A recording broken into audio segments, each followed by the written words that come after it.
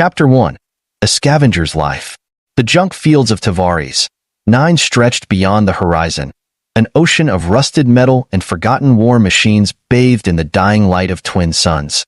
It was a graveyard of history, a place where the remains of countless battles had been discarded like broken promises. To Oren Cade, it was home. Most people avoided Tavares. 9. The planet wasn't listed on any major trade routes. It was an outpost, a speck of rock orbiting a sun no one cared about. There were no cities, no grand spaceports, just miles of junk, picked apart by scavengers and forgotten by time. And Oren? He had spent the last 10 years digging through other people's waste, searching for one thing: prosthetics, cybernetic limbs, exoskeletal frames, neural implants, anything that once belonged to the soldiers and mercenaries who had fought in the Outer Rim Wars. Those battles had left a lot of broken people behind, and when they couldn't afford the latest high-end tech, they came to people like Oren, scavengers who knew how to fix things. He wasn't a doctor, but he had steady hands and a sharp mind. That was enough. The work wasn't glamorous. It didn't make him rich, but it kept him alive. And in a galaxy as unforgiving as this one, that was all that mattered. The junk dealer. Oren wiped the sweat from his brow as he hoisted another cybernetic arm onto his workbench. The thing was mangled, its metallic plating dented, its internal servos fused from plasma damage. Another battlefield discard. He pried open the casing, revealing the delicate web of circuitry inside. Still salvageable. The neural relay was intact, and with a little effort, he could get the servos working again. He wasn't a fan of working in the heat, but good parts didn't just walk into his shop. You had to dig for them. The Outer Rim was full of abandoned battlefields, and if you knew where to look, you could find tech worth thousands of credits just buried in the dirt. Not that Oren ever got rich off it. The local junk dealer, Varlo, saw to that. Varlo ran the only trade post on Tavares, 9, which meant he controlled all off-world shipments. Oren had to sell through him, and Varlo always took his cut, a big one. Still, it was better than nothing. Oren tossed the arm onto the pile of other salvaged parts: prosthetic fingers, mechanical spines, knee actuators. He'd spend the next few days repairing them before making the trek to Varlo's shop. Another long week. He was about to power down for the night when his comm unit crackled. A message. Oren, Varlo's voice came through, thick and guttural. Get to the trade post. Now. You got a buyer. Oren frowned. A buyer? I just made a drop 2 days ago. This one asked for you specifically. Oren hesitated. That wasn't normal. Most people didn't know his name. He was just another scavenger in a sea of nobodies. Something about this felt off. Still, a job was a job. He grabbed his blaster pistol, holstered it under his coat, and started up his old land hauler, the engine coughing to life. As he drove through the wreckage-strewn landscape, his mind raced. Who the hell would come to this dust ball looking for him?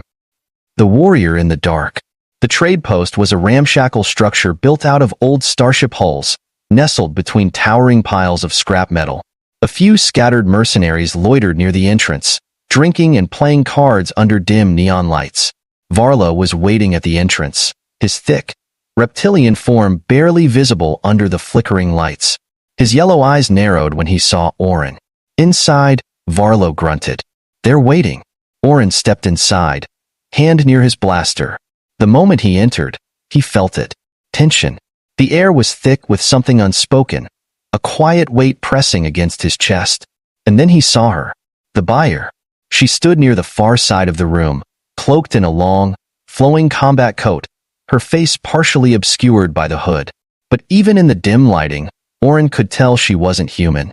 Her skin had a deep violet hue, the telltale mark of the Ziran people, a warrior race from the Outer Rim, known for their elite fighters and ruthless efficiency. Oren's gut tightened. Zirans weren't the kind of people who came looking for scavengers. She turned, pulling back her hood, revealing sharp, golden eyes that seemed to glow in the dim light. You are Oren Cade, she said. Not a question. A statement. Oren's hand tightened around the grip of his blaster. Depends on who's asking.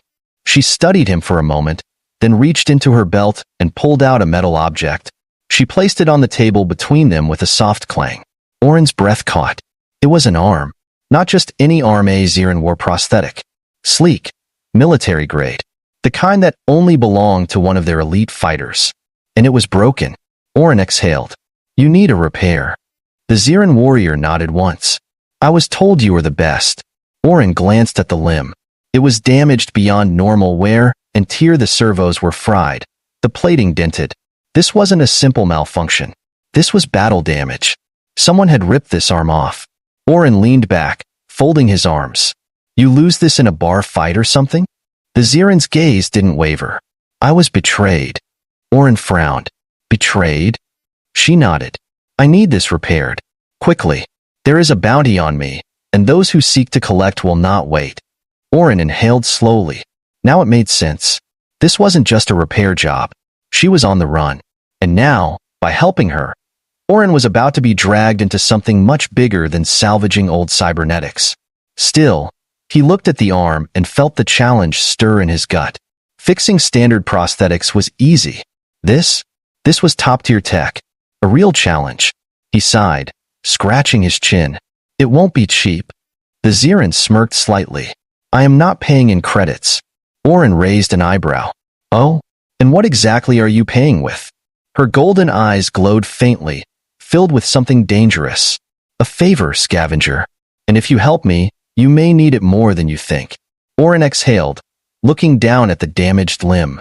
He knew the smart thing to do would be to walk away. But Orin had never been good at doing the smart thing. All right, he muttered. Let's see if we can put you back together. The Xiran nodded. Then we begin. And just like that, Orin Cade's life changed forever. Chapter 2. The Price of Repair. The workshop smelled of burned metal and old machine oil, the air thick with the scent of sparking wires and aging servos. Orin Cade worked fast, his hands steady as he pried open the damaged cybernetic arm that lay in pieces before him. Across from him, Vena, the Xiran warrior, sat on the reinforced bench in his cluttered workspace, watching him like a predator assessing a potential threat. She hadn't spoken much since they had returned to his shop. She didn't ask how long the repairs would take, didn't comment on the mess of salvaged prosthetics that surrounded them, didn't even flinch when he turned on his plasma torch and got to work. She was patient. Too patient. And that made Orin nervous. Xirans weren't known for their kindness, and they sure as hell weren't known for being helpless. Yet, here she was missing an arm, hiding on a backwater scrapyard world, and asking a human for help. Something about this didn't sit right. Still, Orin knew better than to ask too many questions. He worked in silence, running a diagnostic scan on the shattered limb. The internal circuitry was fried. Someone had ripped this arm off, rather than surgically detaching it. Whoever had done this hadn't just wanted to disable her. They had wanted her humiliated. Orin glanced at her.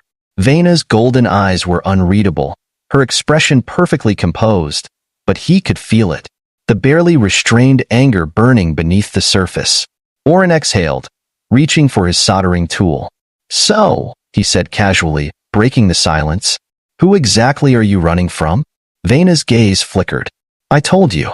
I was betrayed. Orin smirked, pressing a wire into place. Yeah, well, betrayal usually comes with a name. Vena was silent for a long moment. Then, finally, she spoke. Commander Calder. Orin frowned. Never heard of him. You wouldn't have.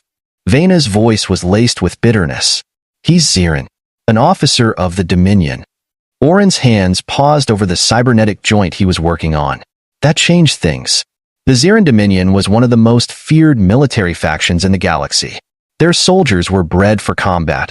Their leaders were ruthless, and their justice was absolute. And Vena had just told him that a high-ranking Xiran officer wanted her dead. Orin leaned back, crossing his arms. All right, that's bad. Vena let out a quiet, humorless chuckle. Understatement. Orin studied her. Why does this Commander Calder want you dead? Vena's golden eyes darkened. Because I refused to kill someone. Orin blinked. Come again? Vena exhaled, rolling her remaining shoulder as if relieving a phantom pain. I was one of Calder's top enforcers, she said. For years, I followed orders without question, executed his will, killed those who opposed the Dominion. Orin swallowed. She said it so casually, like murder was just another part of her daily routine. But this time was different, she continued. Calder gave an order I would not obey. Orin hesitated. What was the order? Vena's gaze hardened. To kill a child. Oren stopped working. His fingers tightened around the cybernetic joint he had been repairing, and for the first time since meeting her, he looked at Vena not as a potential threat but as someone who had seen too much. Zirans were warriors. Killers. They didn't hesitate. For one of them to defy an order, it meant something. Let me guess, Oren said slowly. Calder didn't take it well? Vena scoffed. That's one way to put it. She lifted her severed stump.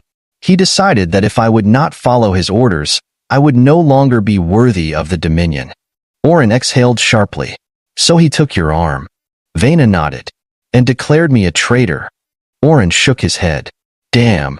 Now it made sense. She wasn't just a fugitive. She was hunted. And by helping her, Oren was putting himself in the crosshairs of the Ziran Dominion. He let out a slow, deep breath. Well, that's just fantastic. The cost of helping.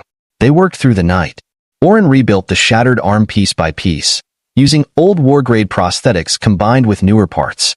He had to customize it. Ziran cybernetics were different from human designs, but he had enough scrap to make it work. Vena was silent as he worked, occasionally watching his hands with an unreadable expression. Finally, as the first light of dawn broke over the scrapyard, Oren held up the finished prosthetic. The limb was sleek, reinforced with durasteel plating and powered by a compact energy core. The fingers flexed smoothly, responding to the neural interface he had programmed. It was stronger than her old arm. Faster. Better. Oren exhaled. All right. Try it. Vena extended her remaining arm, and Oren carefully attached the prosthetic. There was a brief hiss of pressurized air, a flicker of blue light, and then, Vena closed her new fingers into a fist. She flexed her wrist, testing the movement. The arm responded seamlessly, moving as if it had always been a part of her. Then, slowly, she looked at Oren. It's perfect. Oren smirked, wiping sweat from his brow. Of course it is. I don't do half-assed work. Vena studied him for a long moment. Then, to his surprise, she reached into her belt and tossed him a small metallic object. Oren caught it, frowning. A data chip. What's this? He asked. Vena's golden eyes gleamed. My favor. Oren hesitated. He hadn't expected her to actually uphold her end of the deal. What's on it? Vena stood, flexing her new arm, before meeting his gaze. Coordinates, she said, to a Republic vault. There's an old warship stored there, one that even the Dominion doesn't know about. Oren's heart skipped a beat. A warship? Vena smirked. You might need it soon. Before Oren could respond, the proximity alarms blared. His stomach dropped. He sprinted to his security console, checking the external cameras, and froze. A Ziran warship was descending toward the scrapyard, its sleek black hull reflecting the morning sun. They had found her. Oren turned to Vena, his pulse pounding. We've got company. Vena grinned. Then let's give them a proper welcome. Chapter 3. The Battle of the Scrapyard. The warship loomed overhead, its sleek black hull cutting through the pale morning sky like a predator locking onto its prey. The Ziran Dominion had found Vena, and by extension, they had found Oren. His scavenger's life had officially ended. The alarms screamed through the workshop, warning of incoming hostiles. Oren's security scanners flickered multiple life signs detected, fast-moving. They weren't just here to talk. Oren turned to Vena, who was already moving. She was scanning the monitors, assessing the enemy ship's deployment pattern with a cold, practiced gaze. How many? She asked. 6, Oren muttered, his pulse hammering. Maybe more if they've got drones. Vena smirked. 6 isn't enough. Oren blinked. Not enough? Are you serious? You just got a new arm 30 seconds ago. Vena flexed her newly attached prosthetic, rolling her shoulder as she tested the movement. The servos whirred smoothly, responding as if the arm had always been hers. Her golden eyes glowed faintly. I feel fine. Of course she did. Oren cursed under his breath and grabbed his blaster rifle from the workbench. It was an old model, barely maintained, but it worked. He checked the charge, 87% left. It would have to do. Outside, the Ziran drop pods hit the ground with a thunderous boom, sending shockwaves through the scrapyard. Oren could hear the metallic screech of hydraulics as the pod doors hissed open. Then, The soldiers emerged. They were tall, armored, and lethal, each one clad in the signature black combat suits of the Xeran Dominion. Their helmets obscured their faces, but Oren could tell they were already scanning the area with their tactical visors, searching for their target. They moved like predators. Efficient. Coordinated. Vena's expression didn't change. "Stay low," she murmured. "They'll assume you're just a bystander." For now. Oren clenched his jaw. "I doubt that." From the lead drop pod, a taller Xeran stepped forward, his armor adorned with silver accents, marking him as an officer. "Commander Calder." Oren knew it was him the moment Vena's posture tensed. He moved with confidence, scanning the scrapyard with a casual authority that said he wasn't worried about being challenged. His helmet retracted, revealing a face with sharp, angular features and piercing silver eyes. Unlike Vena, there was no warmth in his expression, only cold precision. "Vena!" he called out, voice amplified through his helmet's speakers. Vena didn't answer. Calder took a few steps forward, tilting his head. "You ran a long way," he mused. "Did you really think you could hide?" Oren tightened his grip on his blaster. Vena stepped out from the workshop's doorway, standing in full view. She didn't reach for a weapon. She didn't run. She just stared at Calder. "That depends," she said. "Did you really think I wouldn't fight?" Calder chuckled. "Oh, I'm counting on it." Then he lifted his hand, and the Xeran troopers opened fire. The scrapyard turns to fire. Blaster bolts ripped through the air, turning the scrapyard into a storm of burning metal and shrapnel. Vena moved first, faster than Oren thought possible. Her new cybernetic arm reacted flawlessly, responding to her movements with inhuman speed. She lunged sideways, twisting between the jagged remains of an old shuttle, using the wreckage for cover. Oren dived behind a pile of scrap, pressing his back against a half-buried engine turbine. Calder's men were train killers, moving with military precision. They spread out, attempting to flank the scrapyard. Vena didn't wait. She struck first.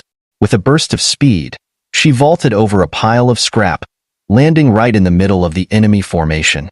She was a blur of motion, fists and steel, moving with lethal efficiency. Her new arm punched through the first trooper's chest plate like it was paper. The soldier collapsed, choking on his own breath. Oren barely had time to process what he was seeing before another blaster bolt came screaming past his head. "Damn it!" he growled, raising his rifle. He fired 2 quick shots. The first missed, but the second hit, sending a trooper sprawling into the dirt. Vena took out the next soldier with a precise kick to the throat, twisting mid-air before grabbing his blaster and using it against his squad mates. Oren could see it now. This wasn't a battle for her. This was vengeance. For her arm. For the betrayal. For everything Calder had taken. And yet, they were still outnumbered. For every soldier they took down, another 2 moved into position, closing in tighter and tighter. Oren's gut twisted. "We can't hold this," he shouted. Vena was breathing heavily now, her injuries catching up to her. She was still fighting, still standing, but Oren could see the strain in her posture. Calder, meanwhile, hadn't even drawn his weapon. He simply watched. Then, finally, he sighed. "I grow bored of this." He raised his hand. A droning hum filled the air. A war droid. It was large, almost the size of a dropship, its plasma cannons spinning to life. Oren's blood ran cold. That thing was designed for planetary sieges. They didn't stand a chance against it. Vena saw it too. She cursed, shifting her stance. Oren's mind raced. Think. Then, he remembered the data chip Vena had given him. The Republic vault. The warship. His eyes widened. "We have to run," he said. "Now." Vena gritted her teeth, but nodded. Oren grabbed a small detonator from his belt, primed it, and threw it into the nearest pile of volatile fuel cells. The explosion shook the scrapyard, sending debris flying. Smoke filled the air. Vena and Oren sprinted toward the Wayfarer, their only escape route. Calder's voice echoed through the comms, calm, almost amused. "You cannot run forever, Vena." Vena didn't answer. She just leaped into the ship's cockpit, and Oren punched the thrusters. The Wayfarer roared as it lifted off, dodging blaster fire as it shot into the sky. The last thing Oren saw was Calder, standing among the burning wreckage, his silver eyes watching them go. He wasn't done with them. Not yet. Chapter 4. The warship awakens. The Wayfarer shot through the upper atmosphere of Tavares. 9. Its engines screaming as Orincade pushed them to their limits. Plasma fire from the Ziran warship trailed behind them, streaks of red and blue lighting up the darkness like fireworks of death. Orin gritted his teeth. He had no shields left. The hull was barely holding together. If they took one more direct hit, they'd be nothing but debris. "Tell me you have coordinates," Orin snapped at Vena, who was strapped into the co-pilot seat, rewiring a secondary control panel with her bare hands. The Ziran warrior's golden eyes burned with focus. "I have them," she growled. "But the data says the vault is inside the asteroid field near the Balin Expanse." Orin's stomach twisted. "You're joking." She wasn't. Of course not. Because this wasn't going to be easy. The Balin Expanse was a nightmare of broken space. A stretch of territory where old battles had left behind floating wreckage, magnetic anomalies, and rogue debris fields that could slice a ship in half. Even the Republic and the Ziran Dominion avoided it when they could. But it was also their only shot. "Punching in the jump," Orin muttered. Behind them, the Ziran warship locked weapons. Orin jerked the controls, dodging another volley of plasma fire, and slammed the hyperdrive activation switch.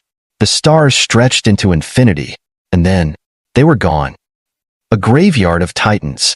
The Wayfarer dropped out of hyperspace in the middle of hell. The Balin Expanse unfolded before them, a massive, silent graveyard of warships, stretching across space like the fossilized remains of an ancient war. Shattered dreadnoughts floated aimlessly, their hulls covered in scorch marks from battles long forgotten. Magnetic storms rippled across the field, creating distortions that scrambled sensors and made it nearly impossible to navigate. Orin exhaled sharply. "We're dead," he muttered. Vena, unfazed, studied the readings. "No, we're close." She reached over, inputting a new set of coordinates from the data chip. Orin watched as the NAV screen blinked. A single marker appeared, deep inside the asteroid field. "There," she said.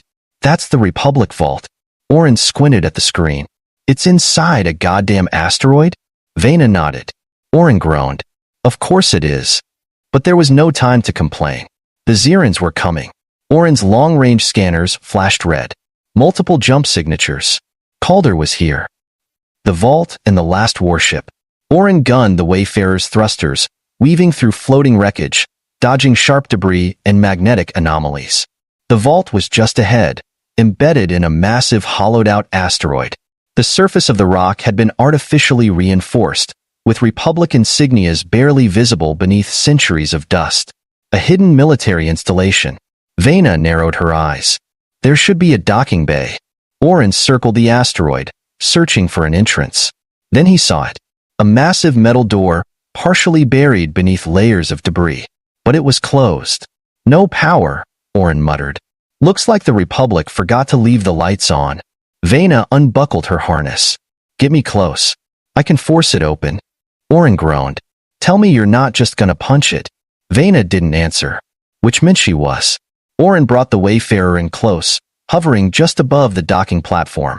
Vena jumped out before the ship even fully landed, her new cybernetic arm glowing with energy as she sprinted toward the control panel. She ripped it open, exposing ancient wiring, and jammed her hand into the system. Orin winced as he heard metal grinding against metal. Then, the door rumbled.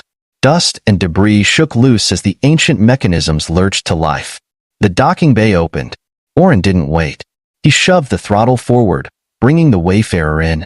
The doors slammed shut behind them just as Calder's fleet arrived.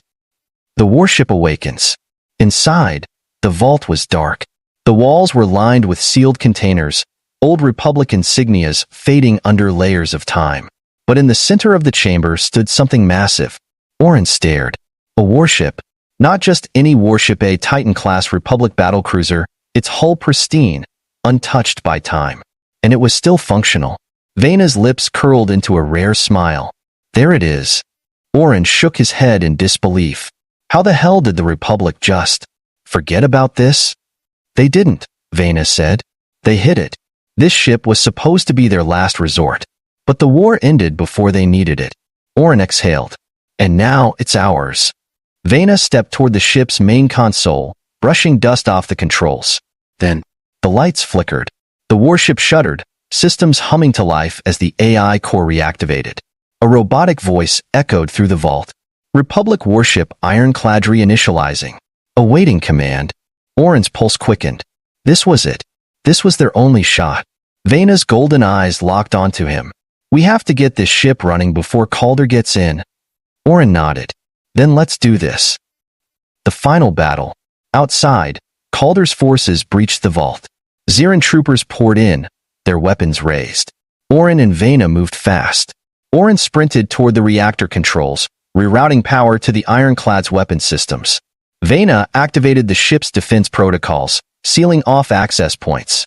The old warship groaned, its engines sparking to life.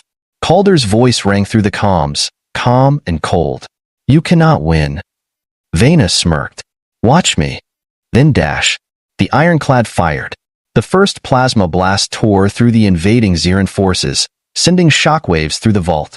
Oren scrambled to the bridge, throwing himself into the pilot's chair. Vena took the weapons console. This is gonna be rough, Oren muttered. Vena's golden eyes blazed. I wouldn't have it any other way. The Ironclad surged forward, its powerful shield arrays flaring to life as it pushed through the docking bay doors. Outside, Calder's fleet opened fire. But they weren't fighting a scavenger ship anymore. They were fighting a war machine. Oren grinned. Let's see how much this thing can take. And with that, the battle began. Epilogue. The war is just beginning. The Ironclad tore through the Ziran blockade, its cannons blazing as Oren and Vena made their escape. Calder's fleet was strong, but the Republic's last warship was stronger. As they vanished into the void of space, Vena turned to Oren. You saved my life. Oren smirked. Yeah, well, you saved mine too. She nodded. We're not done yet. Oren exhaled. No, we're just getting started. And as the stars stretched before them, they knew dash. This was only the beginning.